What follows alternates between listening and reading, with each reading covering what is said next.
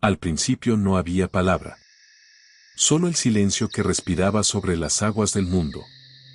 De ese silencio surgió el sonido, y del sonido, la letra.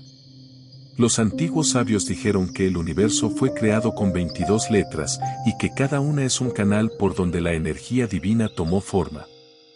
En los pasajes más antiguos del Sefer Yetzirah, el libro de la formación, se afirma que Dios grabó el cosmos con 32 senderos de sabiduría, 10 números y 22 letras. Esas letras, dicen, son los ladrillos del ser. Cada palabra pronunciada correctamente vibra en armonía con la estructura del mundo. Así nació la idea de que conocer las letras era conocer el poder de la creación. Y con esa idea, también el temor, porque toda palabra mal pronunciada podía alterar el equilibrio de lo real. Se dice que Abraham, el patriarca, descubrió estas fuerzas mientras contemplaba el firmamento. Según una leyenda, el cielo le habló en el lenguaje secreto de las estrellas, revelándole cómo las letras hebreas se unían para dar vida. Desde entonces, los sabios consideraron que el conocimiento divino debía protegerse, guardarse en el interior de los templos del alma. No era saber para la multitud. Era fuego puro. Y quien se acercara sin preparación, podía arder. Por eso, generación tras generación, el secreto fue transmitido solo a los iniciados, envuelto en historias, parábolas y plegarias. Se convirtió en una corriente oculta dentro del judaísmo, la Torá Tasod, la Torá del secreto. En ella nacen todas las ramas de la Cábala y también las historias de magia que el tiempo convirtió en leyenda, libros que caen del cielo, ángeles que susurran nombres imposibles. Sabios que encienden lámparas con solo recitar un versículo. ¿Son mitos? ¿Son verdades olvidadas? Los cabalistas decían que ambas cosas son lo mismo. Porque la verdad, cuando se reviste de símbolo, se protege a sí misma. Raziel y el conocimiento caído del cielo. Hay una antigua historia que dice que, tras ser expulsado del paraíso, Adán lloró durante 130 años. No por el hambre ni por la pérdida del Edén, sino por haber olvidado el lenguaje con el que hablaba con Dios. Las letras, dicen los sabios, se dispersaron en el viento como chispas de fuego. Una noche, mientras el primer hombre dormía, una luz descendió sobre él. Dentro de esa luz había un ser hecho de llama y sonido. Se llamaba Raziel, el secreto de Dios. En sus manos traía un libro, el Sefer Raziel HaMalach, el libro del ángel Raziel. En él estaban escritas las combinaciones de las letras sagradas, los nombres ocultos de los ángeles y las leyes del cosmos. El libro, según la tradición, contenía todo lo que el ser humano necesitaría para restaurar la conexión con lo divino. Pero ese conocimiento era demasiado vasto para un solo espíritu. Cuando Adán lo abrió, comprendió apenas una fracción, que cada estrella tenía un nombre, y que el universo era un gran texto que el hombre debía aprender a leer. El libro fue transmitido, dicen, de generación en generación, de Adán a Enoc, de Enoc a Noé, de Noé a Abraham. Cada uno añadió un comentario, una nueva clave. Enoc, quien caminó con Dios y desapareció sin morir, fue, según la Cábala, el primero en descifrar sus páginas. Algunos creen que ese conocimiento lo transformó en el ángel Metatrón, escriba celestial y guardián de los secretos. En los siglos posteriores, el Sefer Raziel HaMalach reapareció en manos de sabios, rabinos y místicos. Algunos decían que su lectura protegía del mal, otros que abría las puertas de la percepción. En los pueblos de Europa Oriental, las copias del libro se guardaban envueltas en seda, escondidas detrás de los mezuzot, porque se creía que el texto mismo era un talismán. Los investigadores modernos afirman que el libro fue una recopilación medieval de textos mágicos hebreos. Pero para los devotos, era más que eso, era la memoria del conocimiento divino perdido. La leyenda del ángel Raziel habla de algo profundo, que la sabiduría verdadera no pertenece al hombre, sino que le es concedida cuando su alma está dispuesta. El secreto, dicen, no se roba ni se impone. Desciende como un libro de luz sobre aquellos que saben esperar en silencio. La Cábala, entre el cielo y la tierra. La palabra cábala significa recibir. No es algo que se inventa, sino algo que se recibe de generaciones pasadas. En la Edad Media, entre los siglos XII y XIII, la cábala tomó forma en las escuelas de Provenza y Gerona, en España. Los maestros comenzaron a escribir lo que antes se había transmitido solo de manera oral. Su texto más importante, el Zohar, fue atribuido a Simón Bar Yochai, un sabio del siglo II, aunque apareció públicamente siglos después. En sus páginas, la Torá se presenta como un cuerpo vivo, compuesto de piel, carne, huesos y alma. Cada historia bíblica oculta un nivel espiritual. Adán representa al cosmos entero, las letras del Génesis son los ladrillos de la existencia. La cábala distingue dos caminos, la cábala teórica, Yunit, que busca la comprensión del universo divino, y la cábala práctica, Maasit, que aplica esos principios para actuar en el mundo. Ambas son caras del mismo espejo. Los sabios decían que quien conoce los secretos de la creación debe hacerlo con pureza y sin deseo de poder, porque el que usa el nombre sin respeto se destruye a sí mismo. El nombre y el poder del sonido, cuando Dios habla a través del hombre. En la tradición judía, el poder más grande no es el fuego ni la espada, es la palabra. El universo, dice la Torá, fue creado cuando Dios habló. Y dijo Dios, haya luz. Y hubo luz. Esa frase, aparentemente simple, encierra el fundamento de toda la magia hebrea. Si el mundo fue creado con palabras, entonces la palabra, bien pronunciada, con intención pura, puede alterar la realidad. Los cabalistas enseñaban que cada sonido, cada vocal, cada pausa, es una vibración que resuena en los planos del alma y del cosmos. Por eso el hebreo no es solo un idioma, sino un código, una arquitectura de energía. En el corazón de ese código está el tetragramatón, las 4 letras del nombre divino. Yod, Bab, un nombre que no puede pronunciarse. No porque esté prohibido, sino porque no puede decirse sin reducirlo. Los sabios enseñaban que esas letras no forman un nombre, sino un ritmo, el aliento mismo del ser.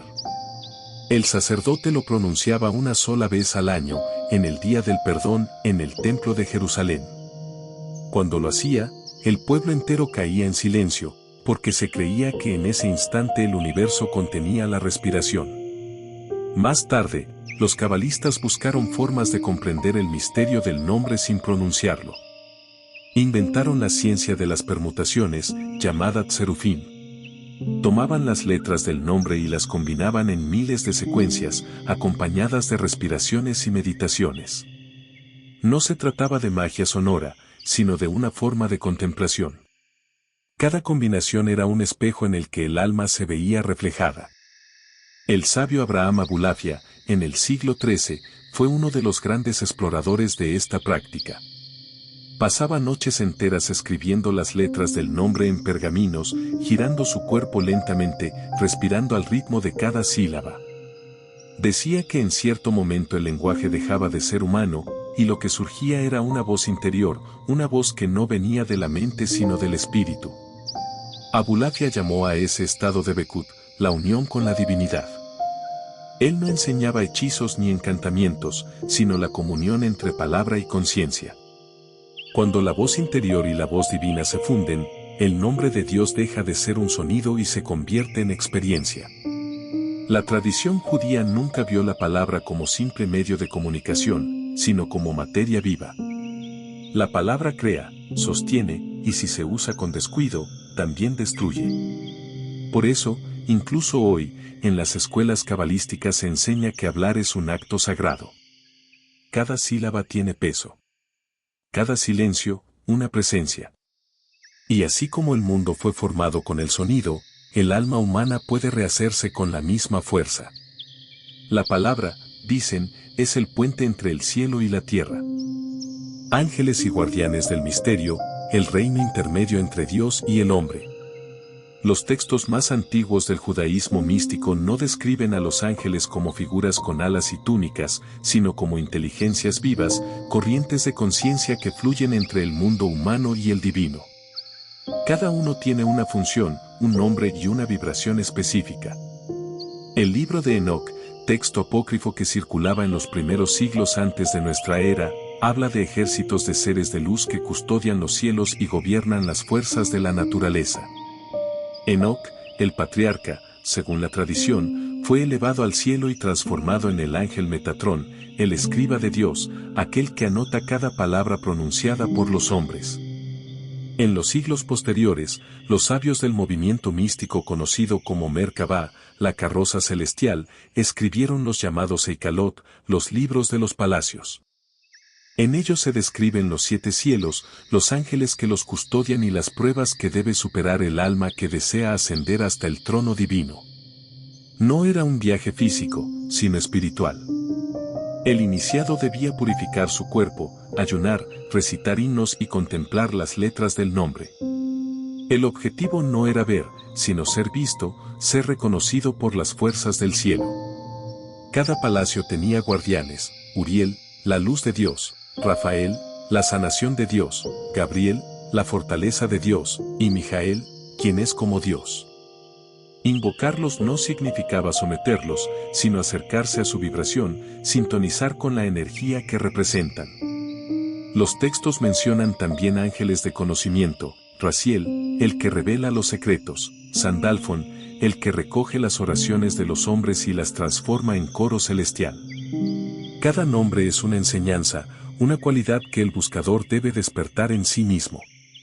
Con el paso del tiempo, el pueblo judío integró esta visión angélica en su vida cotidiana.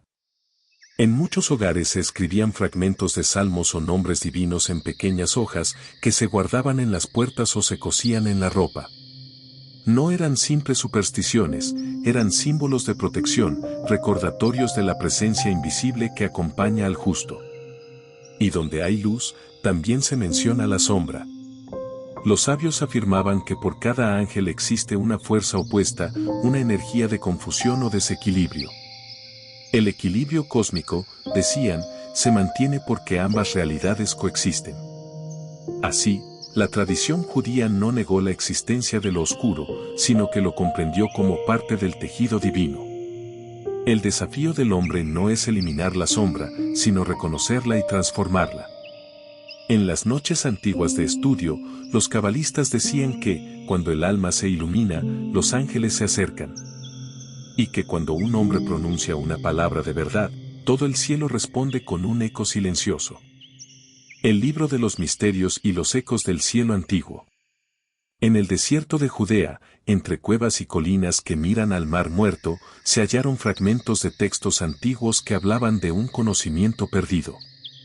Entre ellos se mencionaba un libro envuelto en luz, custodiado por los ángeles del firmamento, el Sefer HaRazim, el libro de los misterios. Su origen es incierto. Algunos eruditos lo sitúan en los primeros siglos de la era común, otros creen que su raíz es mucho más antigua, quizá anterior al Templo de Jerusalén. El texto se presenta como un don que Dios entregó a Noé, para que entendiera el lenguaje de las estrellas y las fuerzas que gobiernan los cielos. El Sefer HaRazim describe 7 cielos, poblados por legiones de seres que ejecutan la voluntad divina. Cada uno custodia un aspecto del mundo: el movimiento de los planetas, el destino de los pueblos, la sanación, la justicia, la visión profética. Los ángeles de los 7 cielos, dice el texto, responden solo al nombre de Dios pronunciado con pureza y compasión.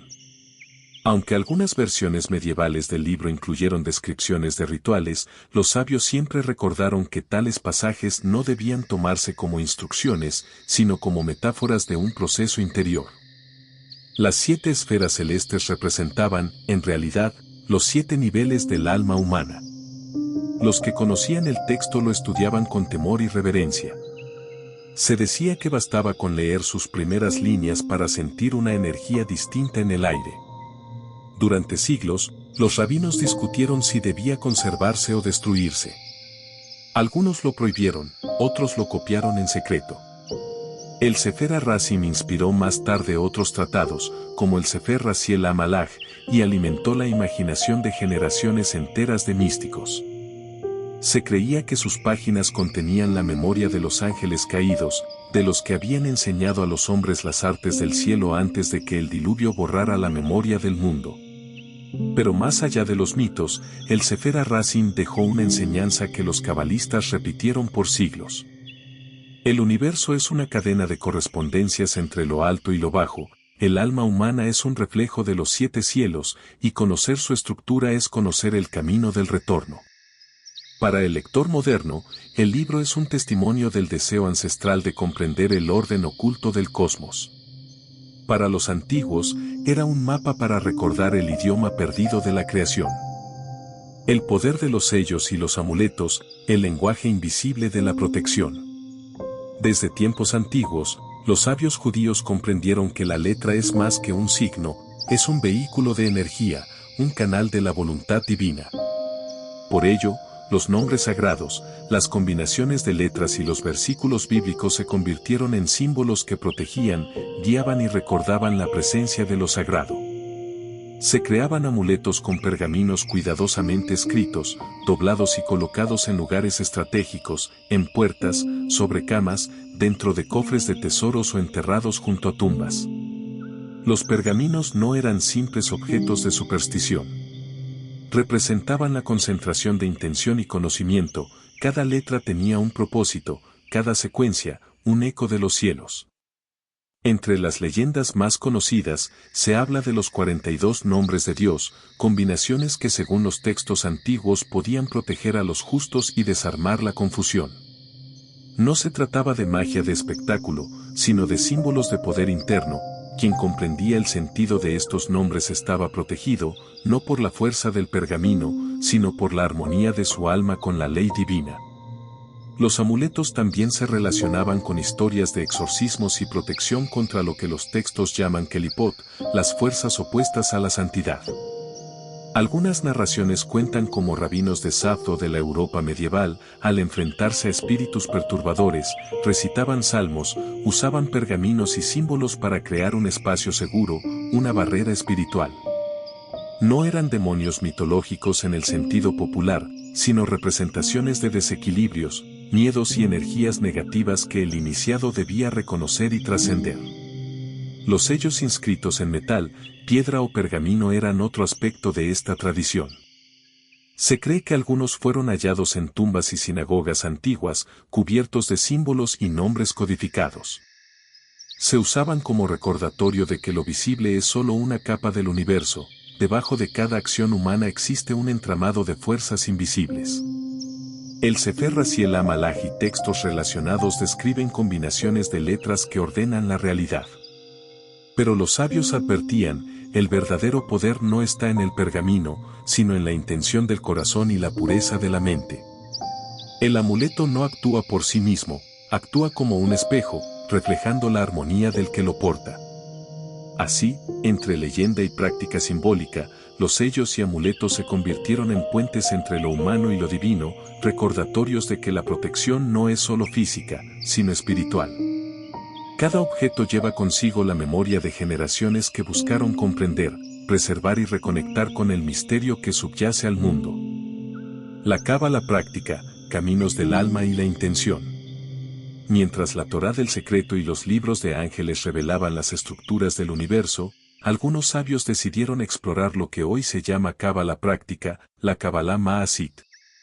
No era un camino de poder externo, sino un arte de armonizar el alma con las fuerzas que rodean la existencia. Uno de los más célebres fue Abraham Abulafia, en el siglo XIII. Sus seguidores contaban que pasaba noches enteras frente a pergaminos llenos de letras y combinaciones del nombre divino, moviendo lentamente su cuerpo al compás de la respiración. Algunos aseguran que entraba en estados de éxtasis donde percibía un lenguaje invisible, un diálogo secreto entre su alma y la divinidad. Se dice que podía ver la energía detrás de las palabras y que comprendió cómo el alfabeto hebreo podía actuar como espejo del espíritu. En Safed, siglos después, surgió otra corriente.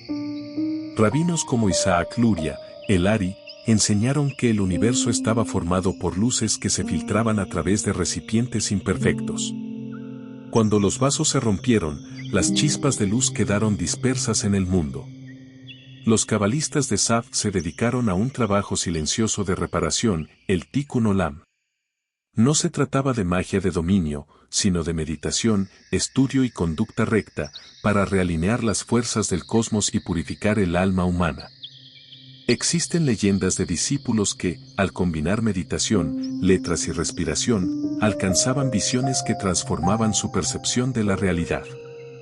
Algunos afirmaban escuchar voces de ángeles que no hablaban con palabras, sino con sentido y música interna. Otros soñaban con mapas del mundo invisible, donde cada estrella y cada ser tenía su lugar exacto. La cábala práctica, en esta perspectiva, no es un acto de manipulación externa. Es un camino interior, un ejercicio de atención, intención y armonía. El iniciado aprende que el verdadero poder no está en dominar los elementos, sino en comprender cómo participar en el flujo de la creación sin interrumpirlo. Y así, como una corriente subterránea, esta tradición ha sobrevivido, en Saf, en las casas de los sabios, en los textos escondidos en bibliotecas antiguas. Cada generación que estudia, medita y escribe mantiene vivo el eco de estos secretos, recordando que la magia es, en esencia, la poesía del alma en diálogo con lo divino. El Golem, la leyenda de la vida moldeada. En la ciudad de Praga, hace siglos, vivió un sabio conocido como el Maharal, Rabí Judá Lohiu. Se cuenta que en tiempos de persecución y peligro para su pueblo, buscó una forma de protegerlos. Moldeó un ser de arcilla en la forma de un hombre. Lo llamó un golem, palabra que significa materia sin forma. Pero no fue la arcilla la que le dio vida, fue la palabra, la letra inscrita en un pergamino colocado sobre su frente. Según la leyenda, el golem podía caminar, obedecer instrucciones y proteger a los inocentes. Algunos relatos dicen que ayudó en la sinagoga, repartiendo alimento a los necesitados, mientras otros cuentan que mantuvo alejadas a las fuerzas que buscaban hacer daño. Era, en esencia, un símbolo viviente, la manifestación tangible de la conexión entre palabra, intención y espíritu. Pero la historia también advierte, la vida que no proviene del corazón puro no dura. Cuando el sabio retiró la letra que animaba al golem, la criatura quedó inmóvil, recordando a todos que el verdadero poder no reside en el objeto, sino en la intención correcta y la armonía del alma.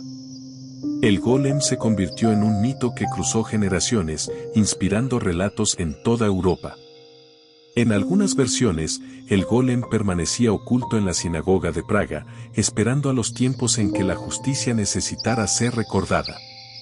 En otras, era un espejo, un recordatorio de que la fuerza sin conciencia puede volverse peligrosa y que el conocimiento sagrado siempre exige responsabilidad. La leyenda del golem es más que una historia de barro animado. Es la enseñanza de que las palabras tienen peso, que la intención moldea la realidad y que la conexión entre lo humano y lo divino requiere equilibrio y respeto. Cada vez que los sabios cuentan esta historia, no hablan solo de un ser mágico, hablan del camino del hombre hacia la comprensión de sí mismo y de las fuerzas que lo rodean. El árbol de la vida, los senderos del alma. En el corazón de la cábala se encuentra el Etz Chaim, el árbol de la vida. No es un árbol físico, sino un mapa del alma y del universo. Sus raíces se hunden en lo invisible, y sus ramas tocan los cielos. El árbol está formado por 10 sefirot, emanaciones de la divinidad, que representan cualidades universales, sabiduría, comprensión, misericordia, rigor, belleza, victoria, esplendor, fundamento y reino. Cada sefira no es solo un concepto abstracto, sino un canal de energía y conciencia, un camino que el iniciado debe recorrer para entender la estructura interna de su alma. Los cabalistas antiguos enseñaban que el árbol de la vida es un espejo de la psique humana. Ascender por sus senderos no significa moverse físicamente, sino purificar y equilibrar el interior. Desde el reino material hasta la corona de la divinidad, cada paso requiere introspección, meditación y entendimiento de las fuerzas opuestas que habitan en el hombre. Las leyendas cuentan que quienes meditaban sobre el árbol podían ver los hilos que conectan todas las cosas. Algunos afirmaban percibir los ecos de los nombres divinos resonando en cada nivel de la creación. Otros relataban sueños en los que los ángeles guiaban al viajero por los senderos ocultos, enseñándole a distinguir entre luz y sombra, entre deseo y propósito. Isaac Luria, el gran cabalista de Saf, enseñó que cada acción humana afecta el árbol. Cuando los vasos del mundo se rompieron, las chispas de luz se dispersaron, y la tarea del hombre es recogerlas y restaurar la armonía. Cada acto de bondad, cada palabra pronunciada con intención, es una chispa que regresa al árbol, reparando la fractura del mundo. El árbol de la vida también es un recordatorio de que la magia verdadera no es externa. No se trata de controlar los elementos ni de invocar fuerzas, sino de armonizar la propia alma con la estructura invisible que sostiene todo. Los antiguos sabios decían que quien entiende los secretos del árbol ve más allá del tiempo y el espacio. Y aunque pocos alcanzan esa visión, todos pueden caminar sus senderos, en cada acción consciente, en cada palabra pronunciada, en cada pensamiento de compasión, se puede tocar la luz que fluye entre la Sefirot. El silencio, el nombre y la luz, reflexión final. Al recorrer la historia de la magia judía, los nombres de los ángeles, los pergaminos secretos, los amuletos y el golem, uno comprende que el verdadero misterio no está en los actos, sino en el corazón que los realiza. Las leyendas que cruzan los siglos no son meras historias de poder o prodigio, son recordatorios de que el universo es un tejido vivo de letras, palabras y conciencia. Cada ser humano, cada pensamiento, cada palabra pronunciada con intención, deja un eco en ese tejido. La magia judía más profunda no consiste en dominar fuerzas invisibles, sino en armonizar el alma con la estructura invisible de la creación. Los sabios y cabalistas que estudiamos, Abulafia, Luria, el Maharal, nos enseñan que la verdadera sabiduría llega cuando uno aprende a escuchar, más que a actuar. Cuando uno comprende que el poder real reside en la pureza de intención y en la capacidad de observar el mundo como reflejo de la divinidad. El árbol de la vida, el Sefer Raziel, los sellos y los nombres de los ángeles, todos apuntan a lo mismo, que la conexión con lo sagrado no se impone desde fuera, sino que se descubre dentro de uno mismo, en el silencio. En la contemplación, en la luz que surge cuando la mente y el corazón se alinean. Quizá nunca podamos conocer todos los secretos, ni pronunciar los nombres antiguos. Pero podemos recordar que cada palabra, cada pensamiento, cada acto de bondad, es un puente hacia lo invisible. Que el misterio, siempre, permanece abierto, no como un enigma a resolver, sino como un espacio para caminar con respeto, curiosidad y reverencia. Y en ese caminar, descubrimos que la mayor magia no está en cambiar el mundo exterior, sino en transformar la mirada con la que lo vemos. Que cada instante de atención, cada gesto consciente, es una chispa que ilumina la eternidad. Porque, al final, el verdadero secreto es recordar que el universo entero es una palabra, y nosotros somos sus lectores y sus guardianes.